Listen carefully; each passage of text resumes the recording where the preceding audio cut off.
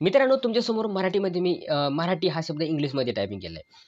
परंतु हा शब्द जर आपल्याला मराठीमध्ये टायपिंग करायचा असेल, तर आपल्या कीबोर्डवरती सर्व अल्फाबेट हे इंग्लिशमध्ये असतात. काही कीबोर्डवरती काना मात्रा वेलांटी ही मराठीमध्ये असतात. तर ते जर पाहून टायपिंग करायचं असेल, तर भरपूर वेळ लागतो.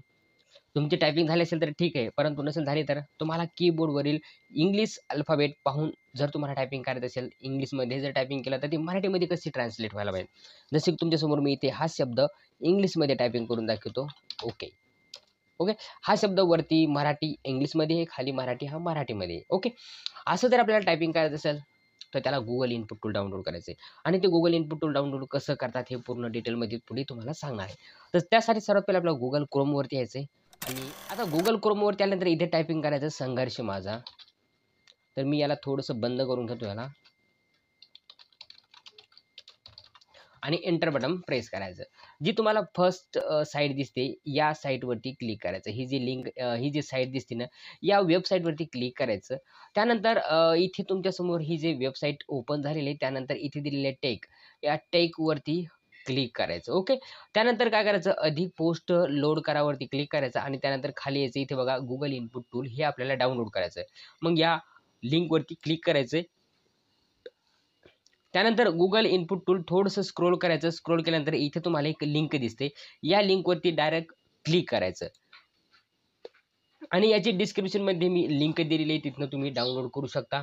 फाइल को डाउनलोड करने के लिए खाली बॉक्स क्लिक करें या फिर सबमिट करें. तर नंतर इथे आय एम नॉट रोबोट याच्यावरती क्लिक करायचं आणि सबमिटवरती क्लिक करायचं. जर तुमच्यासमोर कॅप्चा आला तर कॅप्चा फिल करून घ्यायचा. त्यानंतर सबमिटवरती क्लिक करायचं. सबमिटवरती क्लिक केल्यानंतर ही फाईल इथे डाउनलोड होत आहे आणि फाईल डाउनलोड झाल्यानंतर इथे क्लिक करायचं आणि डाउनलोड झाल्यानंतर ही जी आपण फाईल डाउनलोड केलेली या फाईलवरती डबल क्लिक करायचं किंवा राईट क्लिक करून हिला रन करायचं आहे. ओके. हिला इन्स्टॉलेशन करून घ्यायचं. रन ॲज ॲडमिनिस्ट्रेटर इन्स्टॉल होणार आहे. याला इन्स्टॉल करून घ्यायचं. ही जी फाईल ही इन्स्टॉल करून घ्यायचं. इन्स्टॉल झाल्यानंतर इथे तुमच्यासमोर एक क्लिक करून घ्यायचं याला, म्हणजे आपलं जे लॅपटॉप असेल याला बंद करून चालू करायचं. ओके. हे यूज करण्यासाठी तुम्हाला तुमचं कॉम्प्युटर बंद करून चालू करायचं. इथे दिलेले no I will reboot later. Okay. Reboot करून घ्यायचं किंवा तुम्हाला जर नंतर करायचं असेल तर नंतर करा आणि फिनिश करा किंवा तुम्हाला जर आताच जर रिबूट करायचं असेल तर येसवरती क्लिक करा आणि फिनिश करा. तुमचं लॅपटॉप कॉम्प्युटर हे बंद होऊन चालू होणार आहे. तर मी हे ऑलरेडी इन्स्टॉलेशन केलेलं असल्यामुळे मी याला इन्स्टॉलेशन करणार. तुमचं कॉम्प्युटर इन्स्टॉल झाल्यानंतर असं आल्यानंतर तुमचं लॅपटॉप कॉम्प्युटर हे रिस्टार्ट करायचं आहे. आता आपण इथे टायपिंग करून बघू आता ते होतं का नाही. तुम्ही ज्यावेळेस इथे येतात आणि त्यावेळेस जर तुम्ही टायपिंग करून तुम्हाला इथे इंग्लिशमध्ये होणार. मग ती मराठीमध्ये टायपिंग कशी करायची? त्यावेळेस तुम्हाला कीबोर्डवरील अल्ट बटन प्रेस करायचं, अल्ट होल्ड करायचं, त्यानंतर शिफ्ट बटन सोबतच क्लिक करायचं. काय केलंय? अल्ट सोबत शिफ्ट बटन असं प्रेस करून घ्यायचं आणि त्यानंतर तुम्ही मराठी टायपिंग करून बघायची. मी इथे कोण टाइप केलेले आहे. ओके. तुम्हाला जे टायपिंग करायचं ते इथनं इंग्लिशमध्ये टायपिंग करायची, ती मराठीमध्ये ट्रान्सलेट होणार.